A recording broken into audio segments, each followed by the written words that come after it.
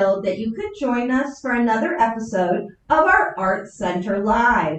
Now, I know we've been meeting a lot of the artists whose work is in our members only exhibition, but we have a real treat for you today. The person we're going to be talking to is Svetlana, who is a jazz singer up in Manhattan, and we have added 2 concerts to our Musical Interludes series, and Svetlana is going to be performing here at the Marco Island Center for the Arts on April 22nd in our courtyard. Hi, Svetlana. Thank you for joining us today. Well, hello from my fake flower rose garden. I was going to say, all the way up in New York. Yes, that's how we do it. Things are getting a little warmer. Spring, hopefully, will start to come out in the city. Yes. So we talked, and you're going to be with us, and we just were talking that as opposed to a trio, we're actually going to have a quartet. Is that correct? That is correct. I'm so excited to be able to do this. So thank you for accommodating us. Yes. Oh, well, we are thrilled. I know it's been a really hard time for performing artists during this pandemic, and I know the people who have made it down here and have been able to perform, and we figured out how to do it in our courtyard, even though we weren't exactly prepared, but we've had real success. So tell us a little bit about what we can expect at the concert on the 22nd. Some music we might hear, some songs, some of our people's favorites, or anything original. I don't know. You tell us what we might be hearing. Well, the music that I have been touring right up to the pandemic, and then things stopped, was the music from my last album that is called Night at the Movies. And so that album includes 13 songs that are all from movies from 30s, 40s, 50s, 60s, 70s, 80s to 2017 as the last song.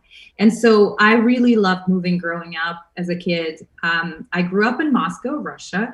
And so movies provided a real escape from a very regimented and sort of controlled reality of how things were. So through movies, I learned the music. And so when I started thinking of the next album, I really wanted to bring all this love that I have for the cinema and for the art of moving image into my music.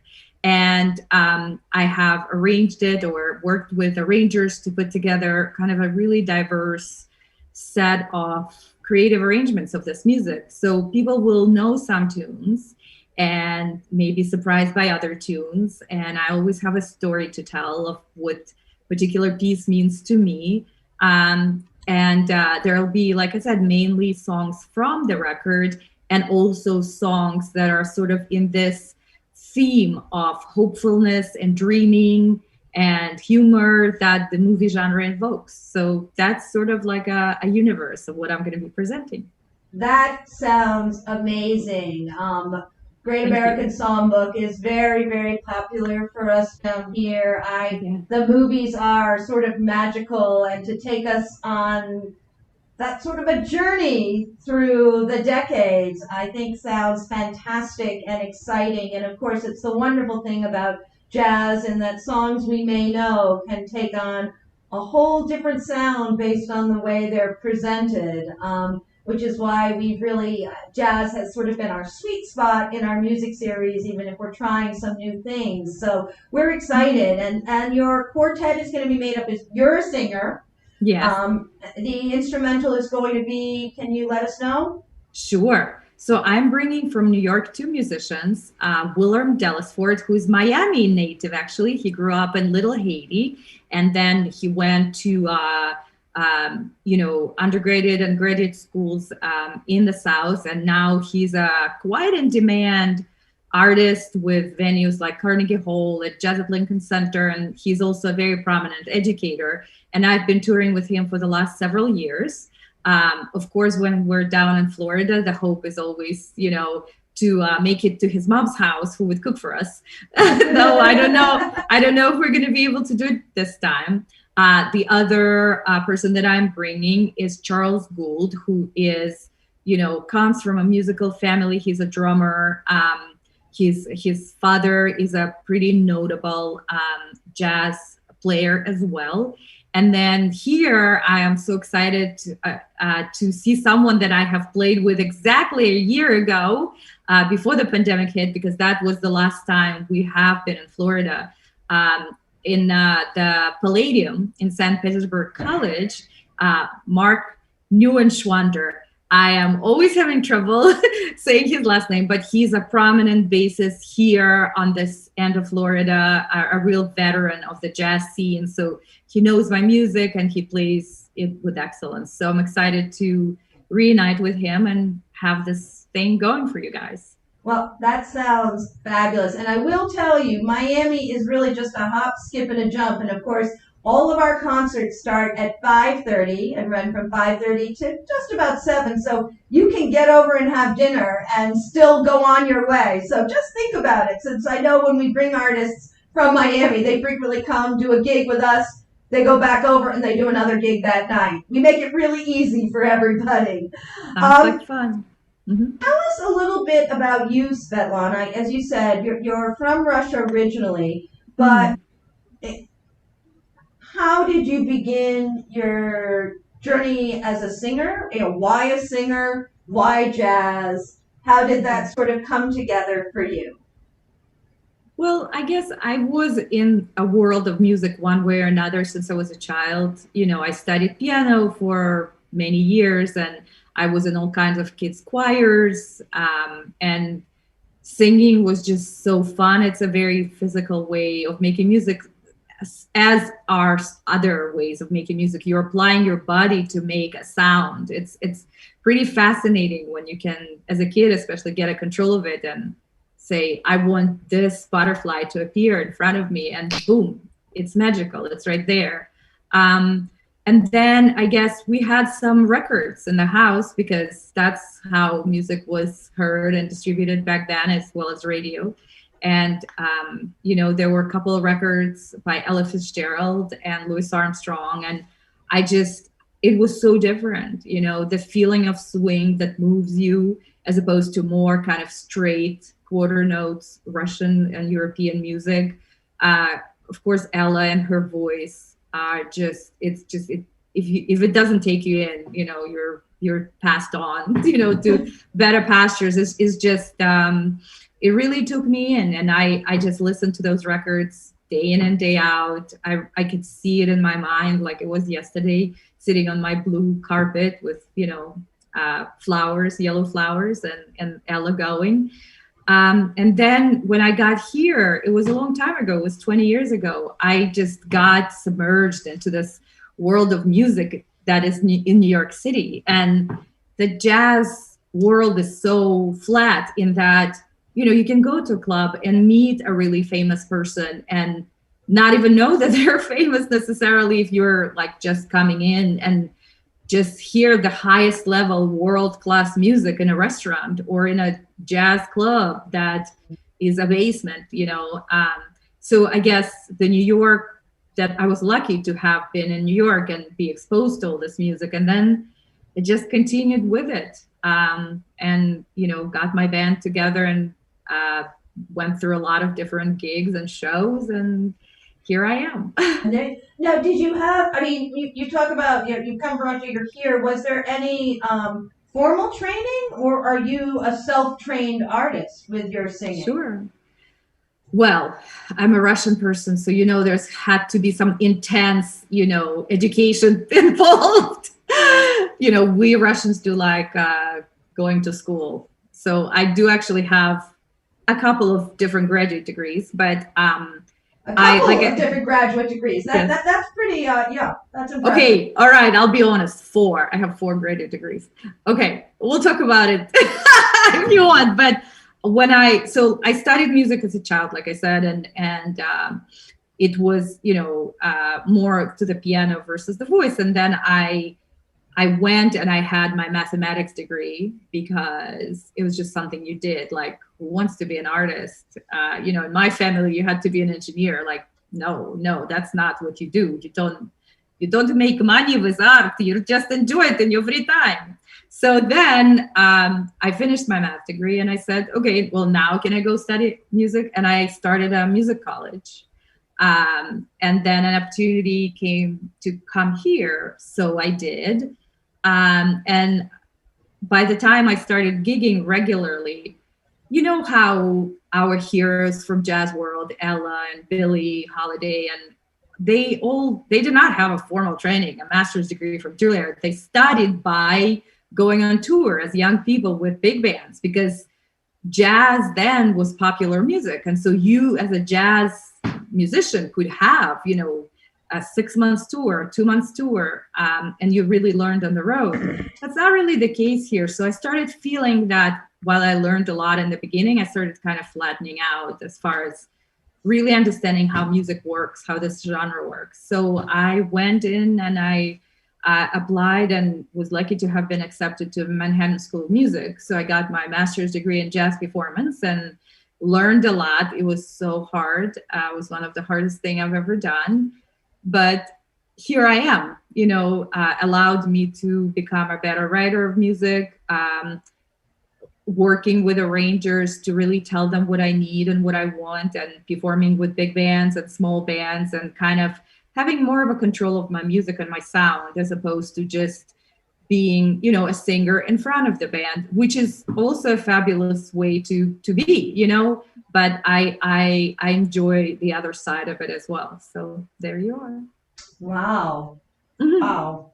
That's very, very impressive. It's interesting. I didn't quite realize that you really were both in front and also having some artistic control of what the whole product was going to sound like in the end. And I assume that's also the case with your albums, correct? Right. So it's interesting because when I travel, and you kind of hit the nail on the head, you put it very eloquently. When I travel frequently, presenters, would ask me, or colleagues would ask me, are you bringing your musical director with you? And, my answer is I am my musical director. And it's, I guess, the assumption lives on that vocalists often have someone who does this work for them. And it's a fine model. It's a beautiful way to be, but I just found myself in the end wanting to really create, with a band. And I often enlist arrangers, and I say, okay, I cannot really do that part. You're a horn player, may I commission a horn arrangement from you for something? And that is fine, but I have an idea of what I want, and a way to evaluate what I get, and say if it's working for me or not. So it's been a journey, and I'm having fun. I found I have more fun this way when I really understand what's happening and have a direction to it, And the phrase I found interesting, I know I have a sense of what I want, so what you want it to sound like, because this is music. Yeah. Are you hearing it in your head? How do you know when you're putting all of these pieces together that this is what I want it to be? Clearly you have training, you are a musician, but sort of what is it when you mix it all together that you're like, no, is it through working through it that you go, now, okay, this is what I want? Or is it, I know what I want, so do this? No, you do this because you're already hearing what you want. Or do you find what you want? It's all of the above. It really depends. Okay. So, for example, if you're talking about the record, this last record, I actually enlisted 2 different arrangers. And one has more of like swing sort of background. And he's a drummer that I used to work with very, very often. And, we, unfortunately didn't work much this last year, but he and we are part, I created a project for which he was the principal arranger. And so I knew that on this record, I wanted half of the songs to have this very like traditional jazz and swing feel. And so to me, he has like the inventiveness and good ideas. So I came to him and I said, I want with this record to bridge the world of swing, and also I gave him like older songs to arrange and songs that are more in that kind of circle of music. And then I worked also with this arranger by the name of Gil Goldstein, who is known to jazz nerds. I actually didn't know of him before, but he worked with and arranged for people like Bobby McFerrin, he's his piano player, Esperanza Spalding, and really people on a little bit more modern, but still very like modern jazz, and some pop, and really kind of engaging and very inventive arranging. And so I have commissioned several arrangements from him, from the songs, say, song from movie Tootsie or song from a movie Sabrina, because I knew that I'll get something that's unusual, that is not something that I have necessarily done before. And so as a result, this record has an arc to it. It has all the songs like Cheek to Cheek and maybe Pure Imagination, and, sing songs that this one arranger arranged. And then it has on the other side songs from the movie Coco, Remember Me, and, song that there's a Russian song from a Russian movie. And like I mentioned, it might be You or other stuff that is bringing the other part of it. So they together kind of helped me realize that vision. And yes, when I hear things back, I can tell right away, yes, this is where it's going. No, it's a little bit of that direction. And it's definitely a collaboration always. Wow. Well, I am really excited. I have to say, I normally am very good. We've been a little busy at the Art Center these days, but tonight I'm going home. Before I get home tonight, I am downloading your album. Normally I would have done it by now. Oh, absolutely. Yeah. Everybody who's been here, I either have CDs that I listen to on a very old CD player at home. Yes, you're the one person still left with a CD player. Great. I have CD players because people, our Patricia who runs this for us, our tech person, she's got one too. No, I have a little tiny one that I can hook up, and it works as a CD player or a DVD player. I still have DVDs, so I can sit and listen to music on the speakers or watch a DVD. But no, I obviously, with a lot of the talent who comes, I will download it so I can plug it in from my iPhone and listen. My puppy and I can listen on the way home because I really want to hear this now. Well, thank you so much. I do want to mention that one thing I did during this pandemic is I ran a little crowdfunding campaign, and I made a record, an LP. So we have a real LP of my, it's Night at the Movies, and it includes most of the songs, like my very top favorite songs from this record. I could only fit in, I think, 10 out of 14, so it's a little less, but I'm very proud of it. My friend designed an entirely new cover for it. And I mean, I grew up listening to this music on the records, so I'm just so excited. They just came, so you guys are going to be the first tour where I'm actually going to bring those. And hopefully some people do have a turntable and can, enjoy an LP if that's Patricia, something. But I don't have a turntable, or not one that works. I have an old Victrola that I have to have the electrics taken out and redone. But Patricia behind me actually is raising her hand, and there you go. Has a turntable. There you go. That is fantastic, and that's a wonderful thing. And I know people who have collected the good old vinyl records. That obviously is what I grew up listening to as well too. So it's wonderful, and in that there is some nostalgia that you brought in through the music. What better way than to capture it by having a real album to put it on? I think that's lovely.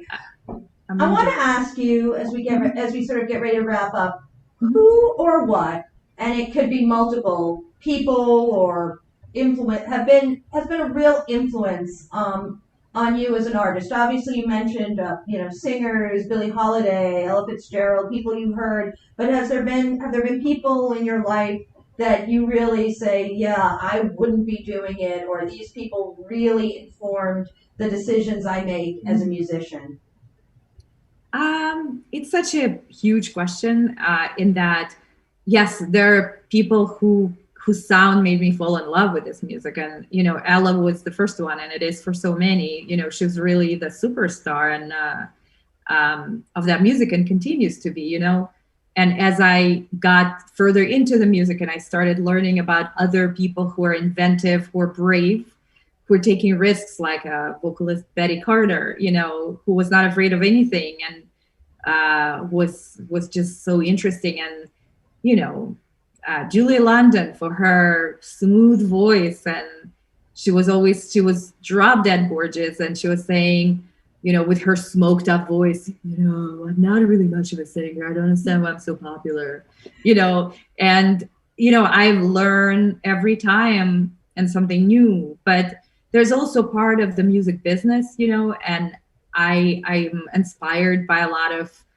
people who keep on going despite just being a musician is a tricky path, and so I'm trying to stay positive, and I'm looking at some folks as who are my contemporaries, as role models, people who have understood how to bring this music to audiences in a way that's sustainable.